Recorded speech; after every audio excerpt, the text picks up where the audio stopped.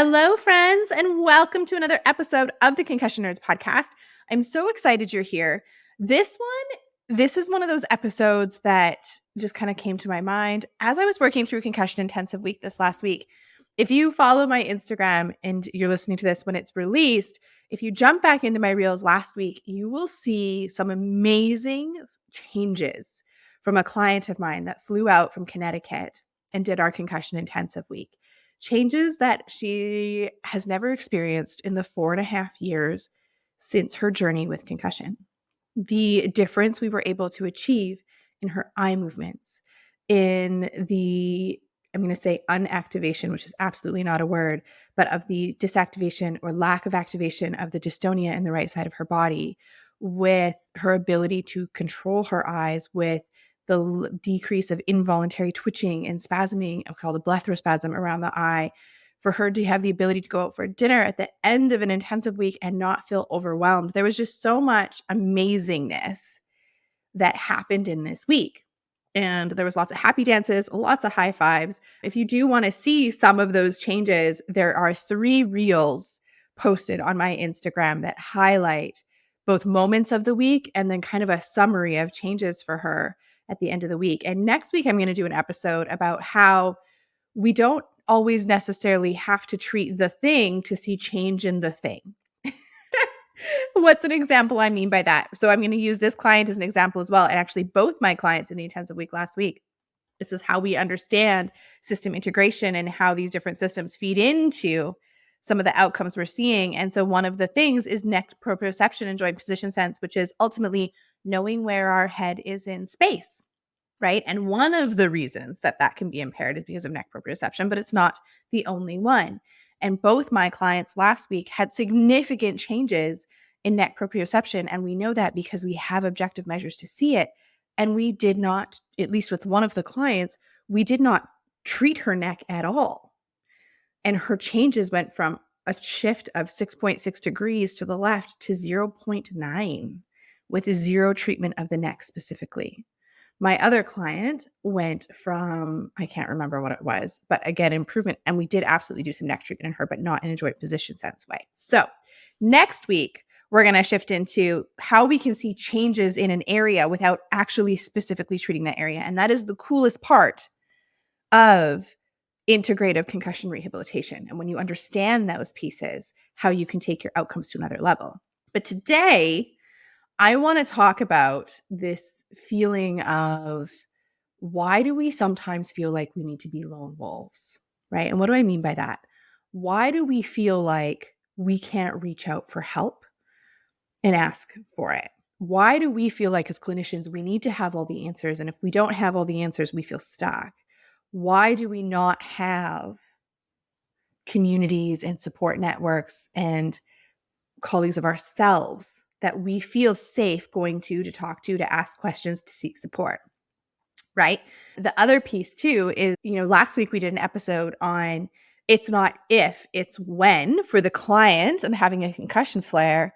This week, it's not if, it's when that client walks through your door as a clinician that you feel overwhelmed, that you're not sure where to begin, that you kind of sit back and go, holy frick, like, I want to help this person and I'm feeling a little confused and I don't want to make them worse, right? Because sometimes if we do the wrong thing, we can make our clients worse and we don't want to do that. Obviously, we don't want that to be every persistent concussion client that comes through your door. We don't want that to be the majority of the persistent concussion clients that come through your door. We want that to be the rarity that you get a client that comes through your door who's coming to see you for help because you do amazing work. And this client and once you do your assessment, you sit back and go, whew, I'm feeling a little overwhelmed. And so my question for you, if you're a clinician listening to this, is when that happens to you, because again, it's not if, it is when that happens to you, what do you do? Right? Do you step back and try and puzzle through it yourself? Do you reach into your toolbox and just be like, let's try this and see what happens? Because I really am not sure what's going on. So you kind of feel like you're throwing everything at them. Or do you have a trusted couple people that you can turn to and say, hey guys, like I need your help? Or a community of people that you can turn to and say, hey guys, I need your help. right? This is why, this is one of the big reasons when you look at my Concussion Nerds program, that it exists in the way it does. It exists with me as your mentor and a community of clinicians to support each other so that when you have that case, when you have that client who you want to help, but it's a bit more than you've seen in the past, or there's multiple factors that you're like, how do I nail it? Like, how do I navigate this safely, smoothly for outcome and change? That you have a space or people that you can come to that are right there to get your back, that will workshop that case with you, that will work through it, that will ask the questions, that will help you find the clarity and will help you come up with a hypothesis and maybe start to build out some treatment plan ideas. Right? That is what we do in the Concussion Nerds community for all of the clinicians in that space. Now, that being said, I am still a practicing clinician. And I feel like we never stop learning. I know I don't. So, of course, everything that I learn, I bring back to you, but I still need my people, that when I get that person that comes through the door, that I'm like, oh, I need some support. I need an extra brain with me on this one to help kind of put some of these pieces together, that I have my people to turn to. And I think when you're mentoring with someone, it's crucial that you know that they don't think they know it all, right? That they're still learning and that they too have people to support them so that if they can't answer your question, they have people to go to. And I love this fact of sharing this with you this past week because, yes, we had epic changes in my client this past week. Epic changes. She is like leapstone forward to continued healing and recovery for the first time in years. And it is incredibly exciting. But I didn't do it alone. And this client knows this. I shared this with her. I am so blessed to have amazing friends that do the exact same work that I do. Blessed. These women and my mentors are my go-to when I feel stuck or when I need another brain or if I need to bounce a question off someone. And last week I reached out to one of my best friends and I said, I need your brain. So I have a client. She's amazing. There's a lot of things happening. I need your brain. And we got together on Zoom and we workshopped it and talked through it and like mapped some things out and formed some hypotheses and literally for an hour, well, bouncing back and forth between life and then back to the client and then life and then back to the client. That's what friends do. But literally for an hour on Zoom, we workshopped my client because I wanted that support and I felt like I needed that support in this scenario. I really wanted another set of eyes on the things that I was seeing to help me navigate this a little bit. And again, I share this because I told my client as well, like I workshopped your case a little bit with, she knows the clinician with, it was my dear friend Rachel from A New Chiropractic. I'm like, I workshopped her case a little bit with Rachel last night just to have another set of eyes on it. And she was like, good, I'm so glad you did. Because now she's got two brains on her. And I had said to her on Tuesday morning, we have a working hypothesis. And it's going to be a little bit of discovery today, as we see, and a lot of retesting of it for a certain outcome measure to make sure we're on the right track. And beautifully, we got on the right track with the first thing we tried and with our first working hypothesis. But you guys, if I felt this need to be the lone wolf, which there was a point in my career where I did, right? There was a point where I was fearful of reaching out for help for making me seem less smart, right? There was a point where I would reach out or wouldn't want to ask because I wouldn't want to seem stupid.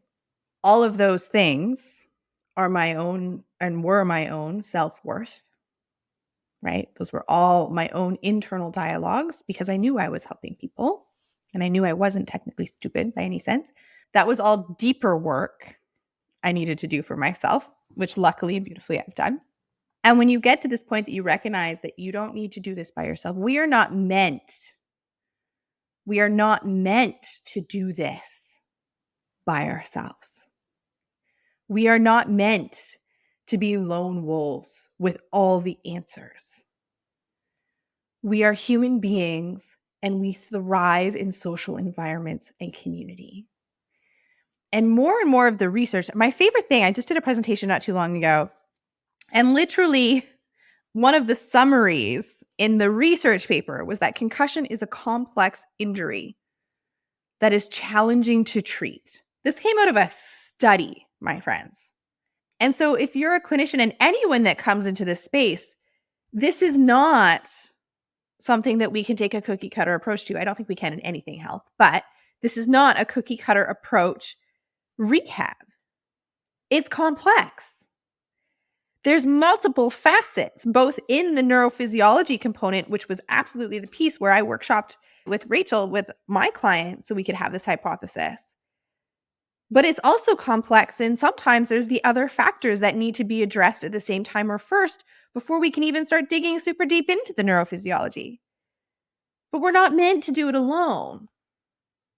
And I think sometimes that's the hard part when we do concussion courses, because there's some really fabulous courses out there, right? But you do a course and then you leave and you have zero support network behind you to help you continue to grow. It's why when I created Concussion Nerds, that was never going to be the case. It's why when some of you reach out to me and say, hey, can I just buy the curriculum or can I just buy the workbooks? The answer is no. Because although I know you'll get value from it, the biggest and deepest value comes from being immersed in that community of people and that mentorship, so that way you can up-level even higher because you are surrounded by support, because you do not need to be a lone wolf.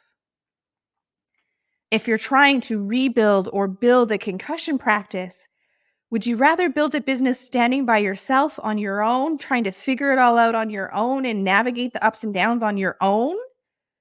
Or would you rather build it surrounded by people who understand you, who get it, who are doing the same thing or who have already done it and can share their lessons, their wins, their triumphs, the things they would avoid, and celebrate the bejesus out of you on your journey to building your practice? When we're going through hard things in life, do we need to do it alone? Or do we have those trusted people that we can reach out to and just say, I just need someone to sit with me. I don't need advice. I don't need knowledge. I just need someone to sit with me because I can't be alone right now. We're not meant to be lone wolves, not in the least. And this past week, when you see the amazing results that my client had, yes, we happy danced in the clinic. We high-fived in the clinic. We hugged in the clinic. There was tears at the end of the week. But you know who else I shared those wins with? My colleague who I workshopped the case with. Because after the Monday night, after we built this hypothesis, I was like, she's like, keep me posted. Let me know how this goes. Like, I'm invested, right? We get invested. And so that next day, when we did two things and that blepharospasm of 4.5 years was gone, who do you think the first person I messaged was? It was her. At the end of the week, when we had the comparison of the right eye data, of the ocular motor score, and we could see the change in the fixation and the saccades, who do you think the first person I messaged was? And literally the text message I got back was, oh my God, her fixation and saccades. She didn't have to say anything else. But not only did I get to celebrate those wins with my client, but I also got to celebrate them with the person who helped me build that working hypothesis and build some and brainstorm some of those, like, what are we going to do for treatment initially? Build those ideas. And we got to celebrate them together. We do this for each other all the time. All the time. And I think, again, when you come into nerds, it's reassuring and awesome for you to know too that I don't ever stop growing and learning and thinking. And I most definitely don't think I know it all. I know I don't know it all. There is so much in this planet and so much in this space that I'm like dying to learn still. But I know who I can turn to when I feel stuck. Because it's not if, it's when for every single one of us. But for you, I want that when to be less and less frequent. So that for the majority of your persistent clients and your acute clients, you are absolutely confident in what to do. And you don't question yourself. And you have a plan. And then on that odd time when that client comes through your door and overwhelm hits again, you're not sure what to do, you're not alone because you know you have a mentor and a community to turn to or trusted colleagues to turn to that you can say, hey guys, I need some help. I need another set of eyes and I need another brain. So I think too often in this space, we feel like we need to have all the answers. And too often in this space, we feel like we need to be the person that people can turn to. And too often in this space, we feel like we need to do it alone or we're asking for help might make us feel like we're less than. And if that's you in any of these cases, I need you to know that that is not true.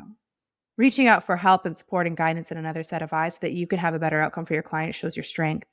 It shows your heart. It shows your passion. So let's not be lone wolves, right? Let's continue to build this amazing community. Let's continue to support each other. Let's continue to have epic freaking changes in our clients' cases.